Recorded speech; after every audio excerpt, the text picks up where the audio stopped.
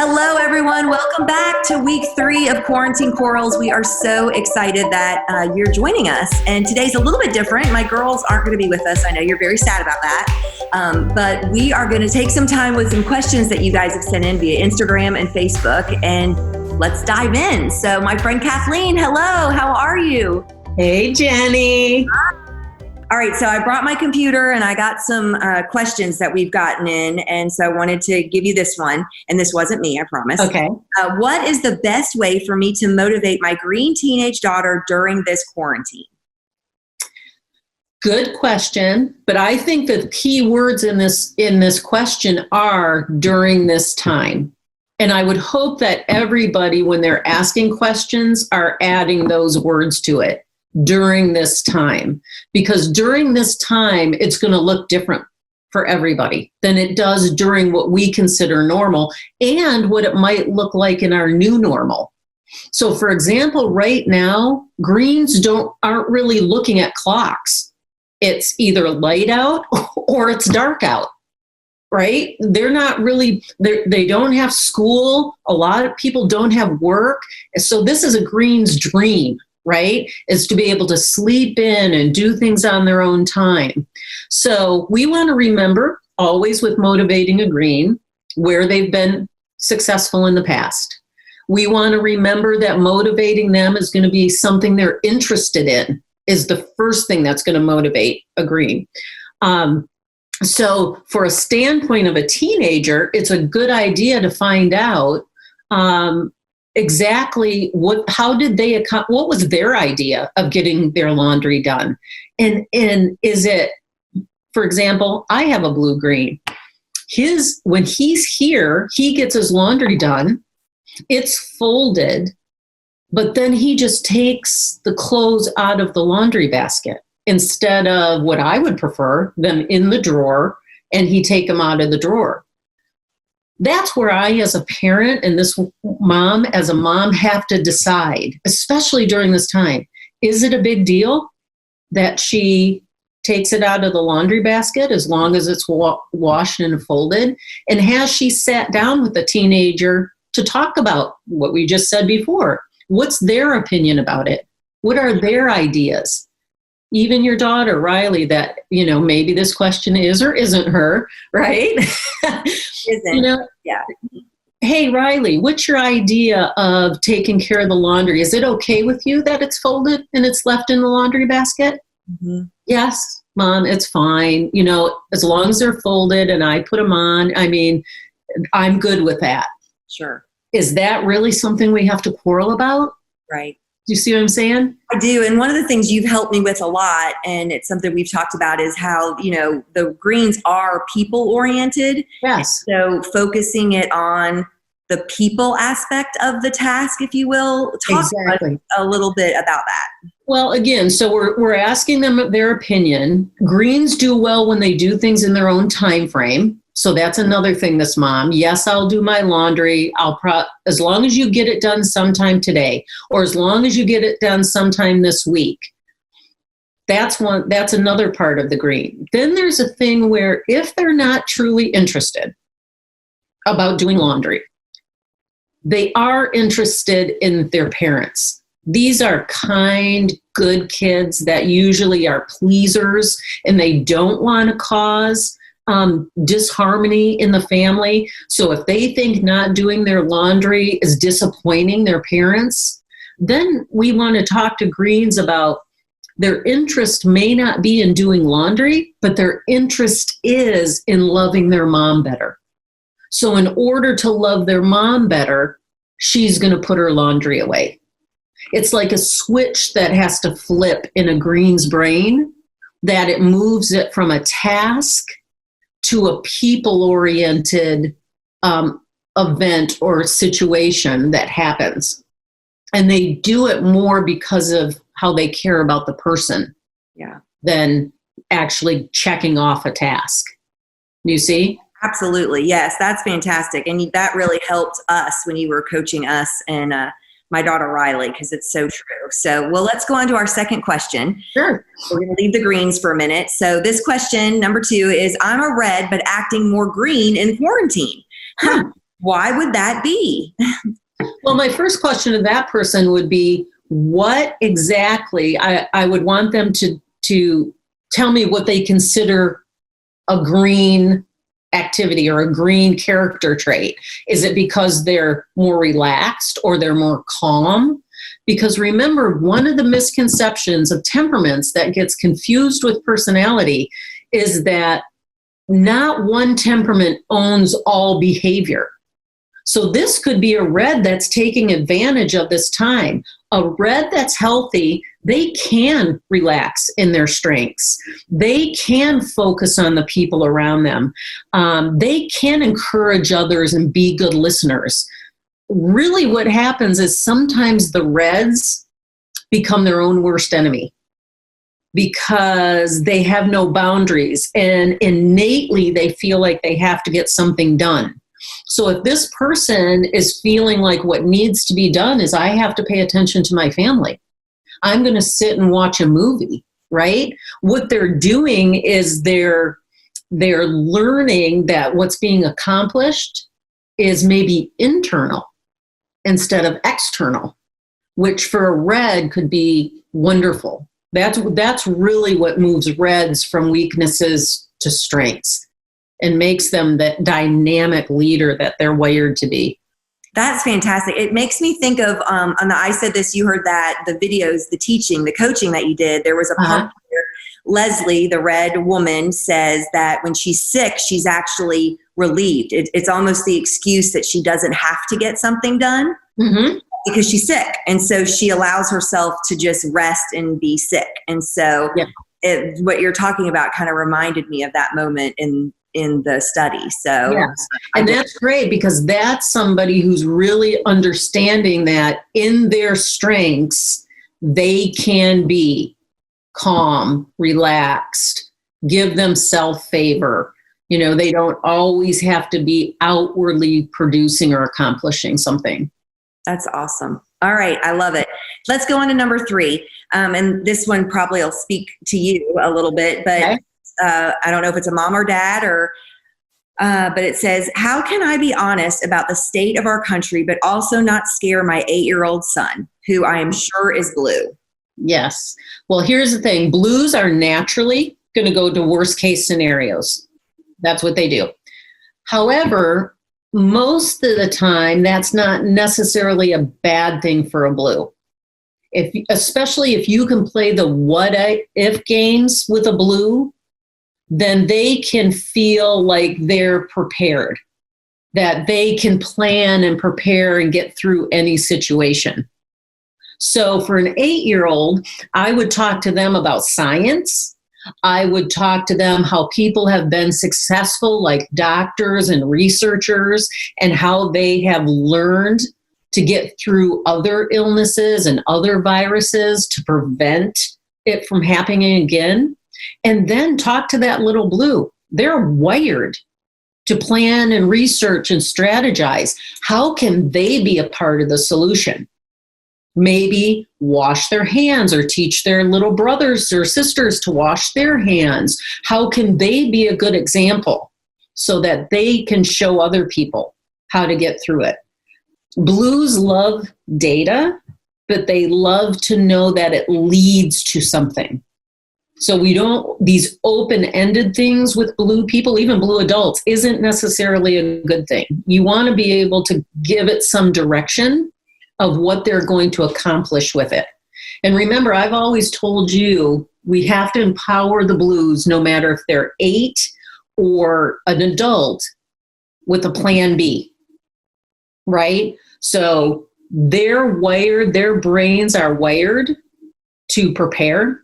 They're wired to see the obstacles, and they will be successful if they have a plan B. So again, especially with children though at this time, Jenny, we have to be reading over the lists in the book of their strengths, because this is a little child that you could also redirect into creativity, art, music, so that they know the world's more than just what the crisis is right now. So one of the things I've heard you say before is that we as adults, knowing the temperaments and me knowing that I'm yellow and that I might exaggerate or just have a flippant comment, I did this the other day and I even know better, but it just, your natural temperament comes out, right? I was outside and some of the kids in the neighborhood were playing and I was like, oh my gosh. And I said hi to my neighbor. I'm like, how are you doing? I mean, we're just waiting for the world to fall apart. And I saw this little kid like on his bike kind of stop and like look at me. And I thought, oh dear. Yes. I think for us to be aware, especially you yellows out there that just say something, we might have a little 8-year-old blue that's listening that we can derail them by a comment. So yes.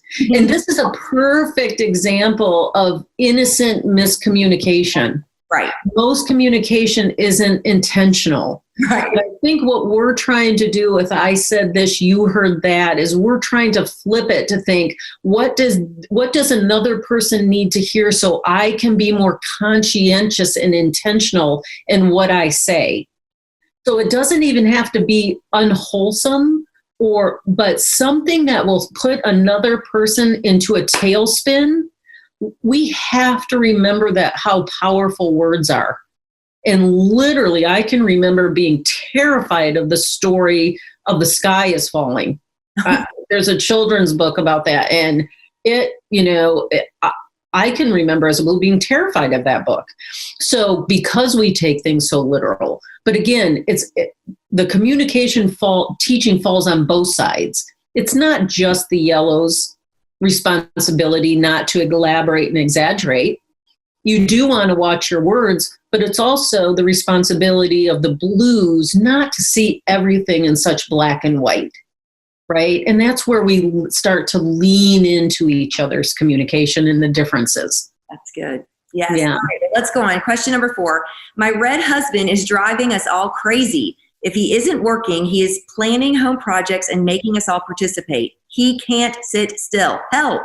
I want to still be married once we can leave our homes. Help this wife out, Kathleen. Well, what's so interesting, Jenny, is that what I'm finding is people would think that the greens and the blues are having the easiest time with this crisis in quarantine. And that's true. The one that's having the hardest time is the reds. And they're having the hardest times with this being told to stay home and being told they have these boundaries, because every bit of their wiring, again, is to accomplish something and be productive. So we have to talk to, I would coach this wife to sit down with her husband and say that the family wants to be loyal. They want to pitch in. But remember, what I work with Reds is that everything on their list is priority. He wakes up with a list and everything is top priority. So for her to sit down and say, honey, you do so much for the family. I cannot believe you built that treehouse in 3 days. The kids are loving it. Today, let's look at your list of ideas. What 2 are really important to you? Because if we know we can be loyal and we can rally around you and we can get on board, and that will have him hear loyalty, appreciation, credit for work. He'll have a sense of control. But this is where innate needs is really important, in the fact that he also has to understand his family. If they're not all reds, then there's other temperaments that have to have some downtime, that building a tree house may not be fun.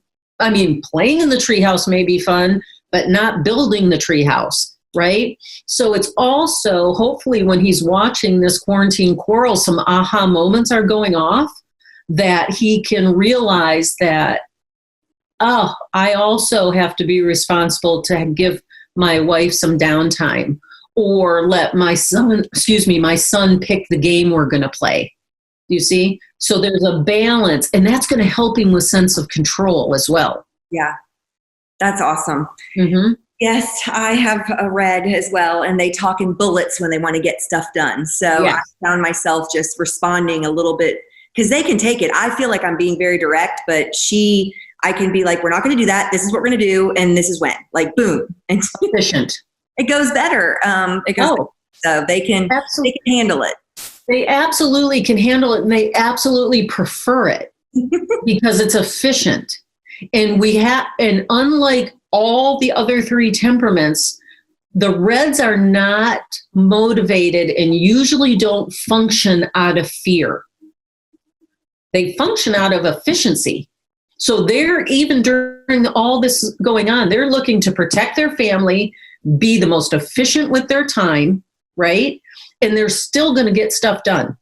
So the bullet points, they probably will appreciate that more than anything. Yeah, that's how we can love our reds. Exactly. In bullets. Exactly. Just let them know what's going on, right? Yeah, absolutely. All right, let's go on to the next question. So what advice do you have for me as a blue mom to a 9-month-old, 3 and 5-year-old? I do not have a minute to myself and I feel like I'm drowning. Oh, blue mom, I feel you. I was in that stage and I know how hard that can be. I think regardless of what color you are, yes, young kids back to back being stuck all at home is tough. But what specifically could you say to this blue mom?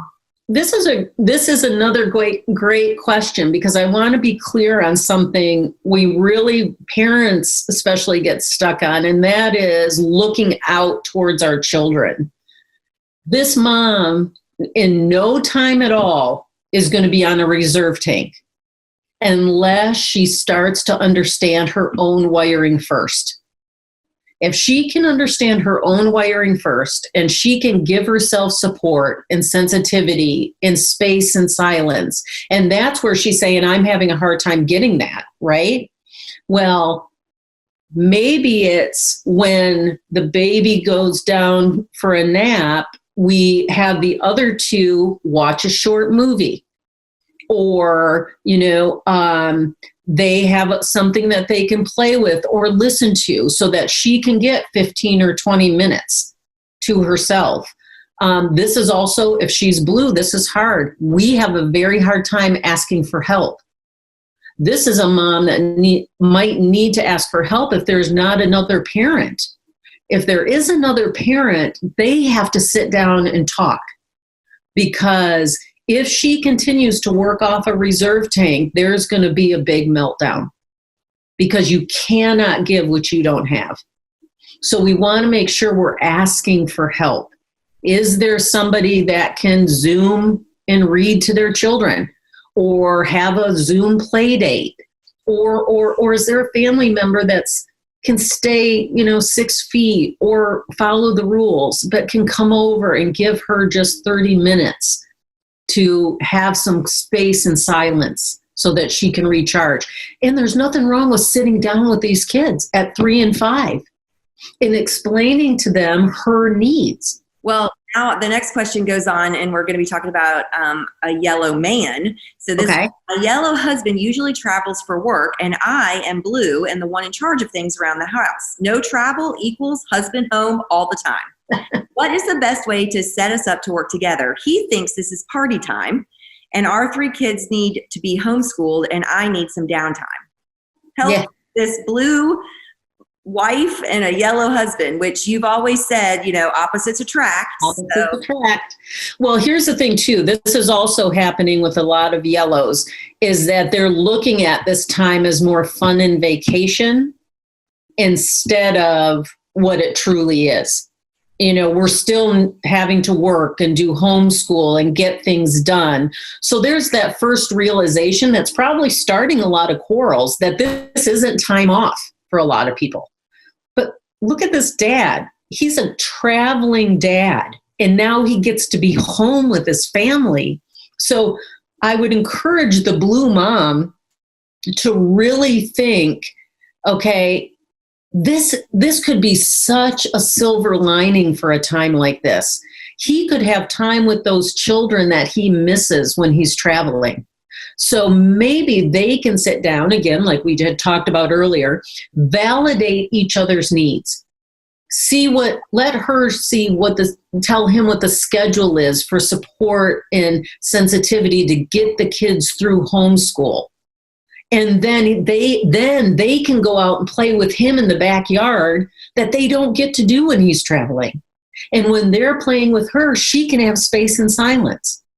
So again, when they lean into each other, they can fill each other's innate needs, and it can be a win for everybody. But it's just recognizing he loves spontaneity, he loves fun, he loves connecting with his family, and he doesn't usually get this.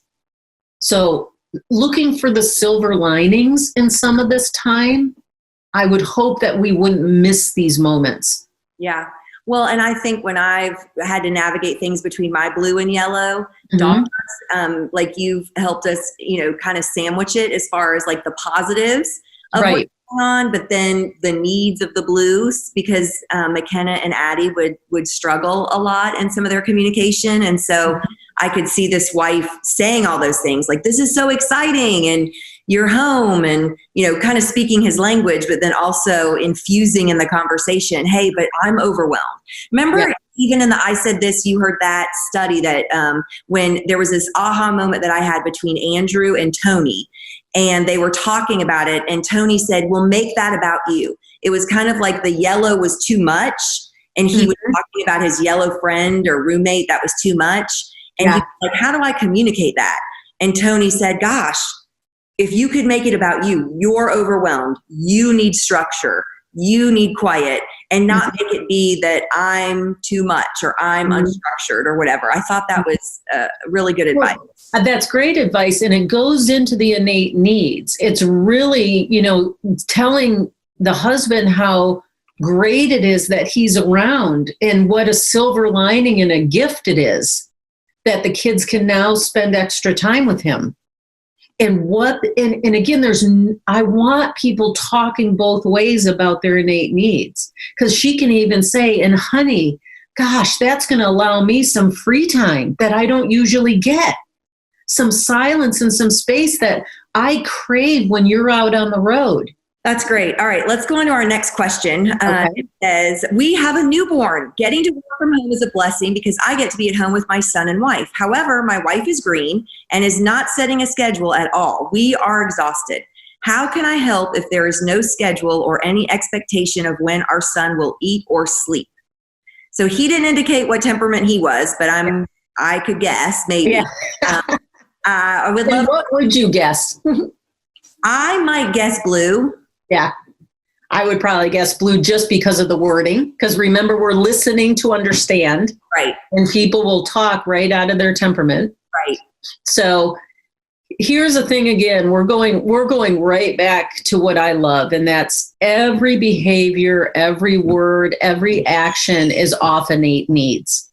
So this mom, if she was on her own, she could probably function with no set schedule.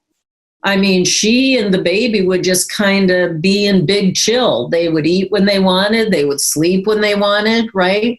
But there's another person involved. So again, this is where we have to communicate. And he could say, kind of like what you said in the last question, he could let her know that, gosh, as much as you can take this easy and you keep such calm in such a chaotic house of a newborn, it would really help me to help you if we had some kind of schedule.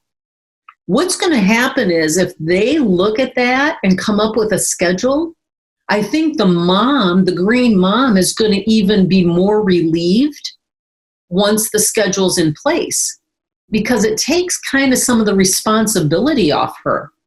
And remember, if anything that is interesting looks like it's starting to become work for a green, then it's going to start to become difficult for them. So this could end up very much being a win-win for both of them. Sure. Right? But again, if she never had a schedule, she might just be fine. So it's him letting her know, hey, this would help me help you. And it would really help me function better as a dad if I had a schedule. And I think it would be good for our son too. Or I don't know if he said a son. Yes, a son. Until they find out what temperament the little boy is. Yeah. That's even going to change everything. But the woman is so good with harmony, calmness, kindness. And he sounds like he's very good at strategy and planning. You were talking, I just had that visual of the Jerry Maguire movie. When he's like, help me, help you, help you. So I feel like we can sum that question up. Help me, help you. Well, and you have helped me so much through the years. It's been such a blessing. And we put all of this information because not everybody could go meet with you in your office. Right.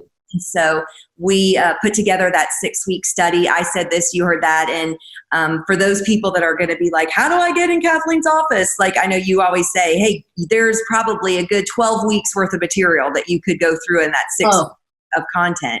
Yes. And it's really all of the best nuggets that you've got to share. So we are thankful that you took the time to actually put it down so we all could have access to just such great content. Well, you are welcome. It is something that if they will go through the videos and they will go through the book, it is so well done and so foundationally strong that it will start changing every single conversation and relationship long before you ever meet me. That's right. Right. Good. Well, and look who just came to say goodbye. I know so many people just came, but so we got a haircut since last time. But anyway, very nice. Kathleen, thank you for being with us. Thank you for tuning in and wanting to speak kindly and learn about this. And we hope that this has been helpful. And if you haven't binged all of the videos, they're all available on this YouTube channel. And we hope that they'll be very helpful. And I will see you soon. I hope to give you a big hug, my friend, my blue friend, Kathleen. I will hug you back. Awesome. So thanks for joining us. If you will subscribe to this YouTube channel, we will continue to be uploading new content over the next days, weeks, and months. So we'll see you soon.